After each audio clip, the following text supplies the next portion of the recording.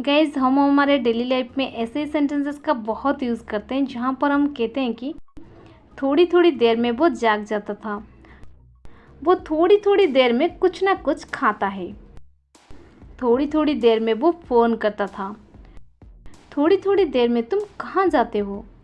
So guys इस प्रकार के सेंटेंसेस को हम इंग्लिश में कैसे कहेंगे जहाँ पर हम फ्रेज यूज़ करते हैं थोड़ी थोड़ी। चलिए सबसे पहले इसके इंग्लिश देख लेते हैं। थोड़ी थोड़ी इसका हम इंग्लिश में कहेंगे every now and then, every now and then. चलिए इसको यूज़ करने की कंप्लीट स्ट्रक्चर देख लेते हैं। पहले आपको लिखना पड़ेगा कंप्लीट सेंटेंस जो आप बोलना चाहते हैं, इसके बाद आपको यूज़ कर देनी है एवरी नाउ एंड देन। चलिए कुछ एग्जाम्पल के मदद से इसे और भी बेहतर समझते हैं। थोड़ी थोड़ी देर में वो फ़ोन करता था। देखिए ये जो सेंटेंस है ये पास्ट में करता था, अभी नहीं कर रहा है।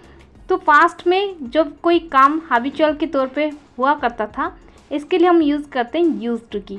सो हमारा सेंटेंस बन जाएगा he used to call every now and then, he used to call every now and then. वो थोड़ी थोड़ी देर में कुछ ना कुछ खाता है। He eats something at the other every now and then, he eats something at the other every now and then. थोड़ी थोड़ी देर में तुम कहाँ जाते हो। Where do you go every now and then? Where do you go every now and then? थोड़ी थोड़ी देर में वो जाग जाता था। He woke up every now and then. He woke up every now and then.